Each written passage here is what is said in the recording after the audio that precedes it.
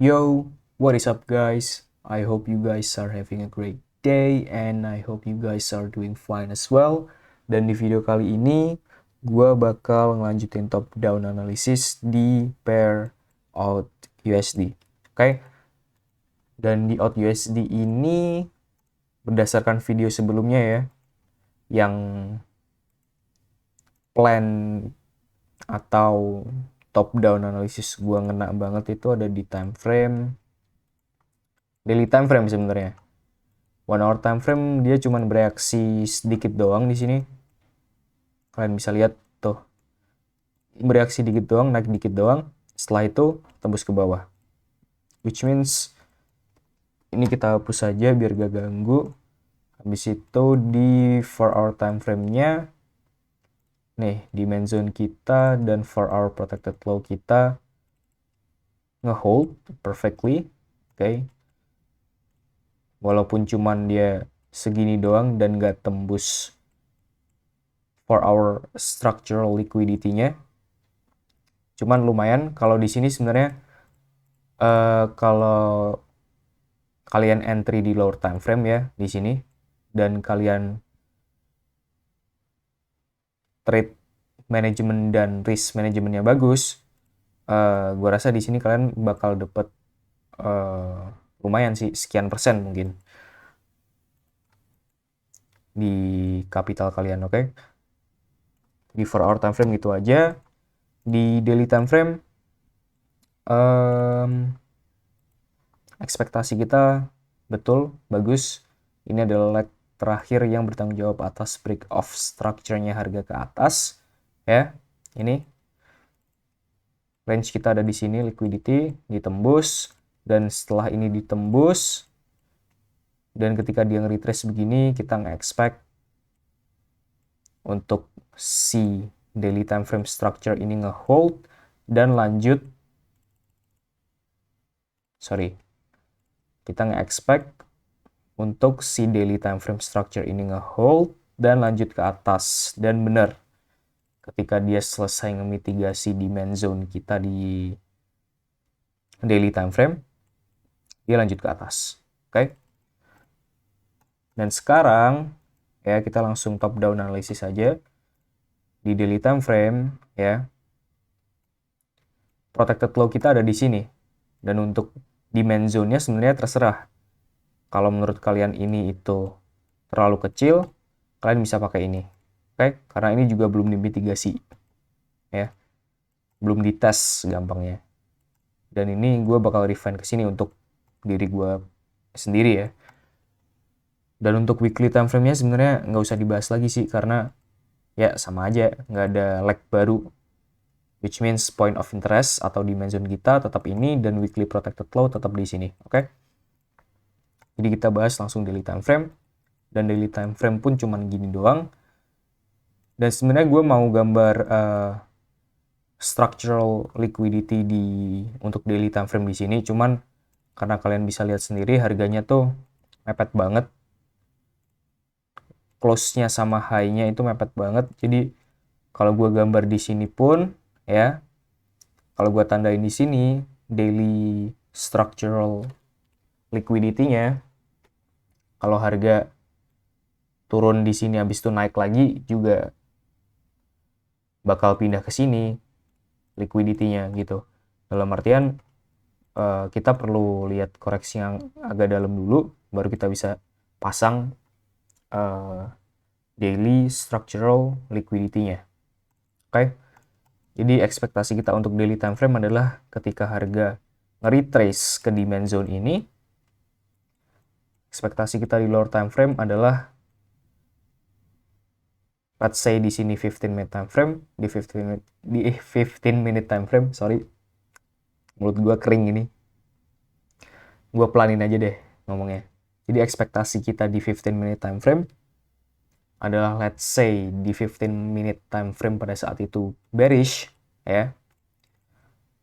Yang kita tungguin adalah invalidasi struktur ke atas untuk nge-shift atau konfirmasi bahwa struktur di 15 minute time frame itu berubah dari bearish ya menjadi bullish ya. invalidasi struktur. Oke, setelah itu kita punya demand zone yang baru, di mana kita bisa nge-expect higher prices to be met. Oke, jadi itu ekspektasinya di daily time frame. Kita turun ke 4-hour time frame, dan di 4-hour time frame di sini kita punya leg terakhir yang bertanggung jawab atas break of structure-nya harga ke atas.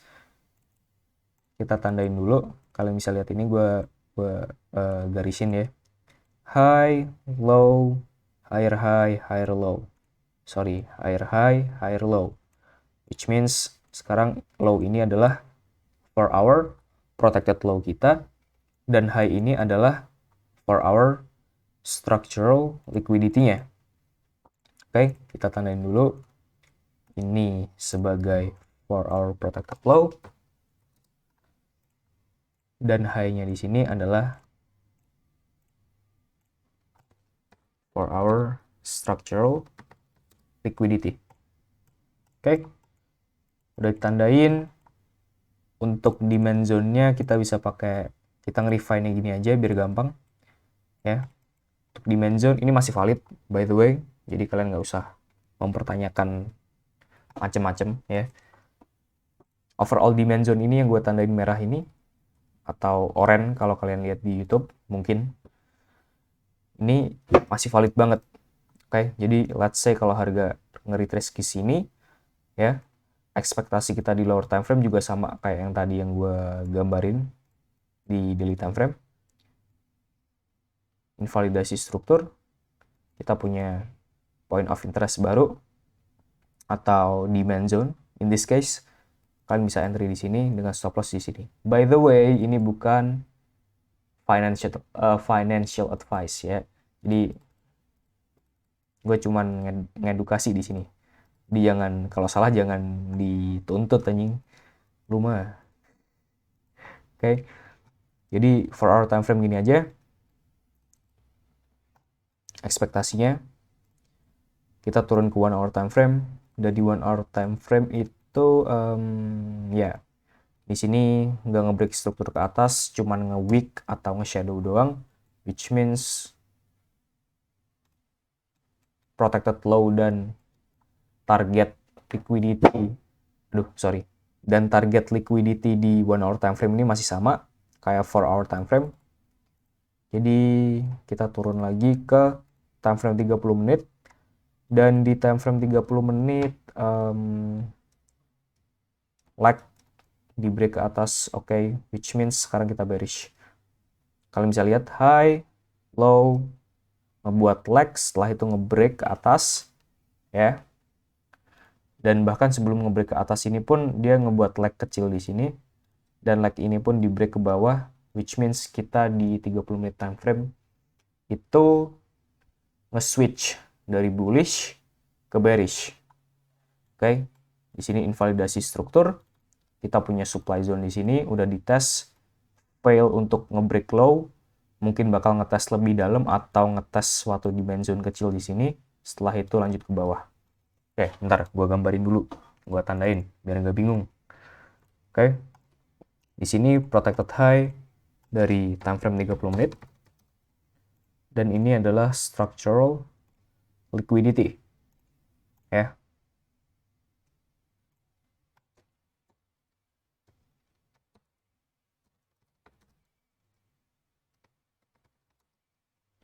Oke, udah selesai. Kita tandain dulu supply zone-nya ini. Oke, jadi ada beberapa skenario di sini yang bisa terjadi. Salah satunya adalah dia cuma ngetes suatu supply zone di lower time frame di sini untuk lanjut ke bawah. Kalian bisa lihat di sini, ini udah mulai turun ke bawah. Atau kalau misalkan harga balik lagi ke atas, berarti dia mau mitigasi supply zone atau point of interest di time frame yang kecil untuk dimitigasi dan lanjut ke bawah. Oke, lanjut ke bawah untuk apa? Mungkin untuk memitigasi demand zone gede yang ada di 4-hour time frame ini berdasarkan 4-hour time frame structure ya, dimana kita di 4-hour time frame structure expect bullish ketika harga nyentuh demand zone ini untuk lanjut ke atas. Oke.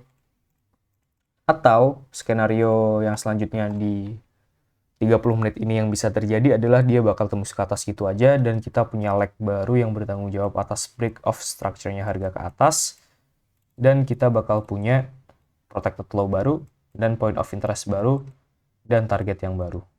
Oke. Gitu. And yeah, I think that's it untuk video di AUD/USD. Thank you very much for watching, and I will see you guys in the next video. Peace.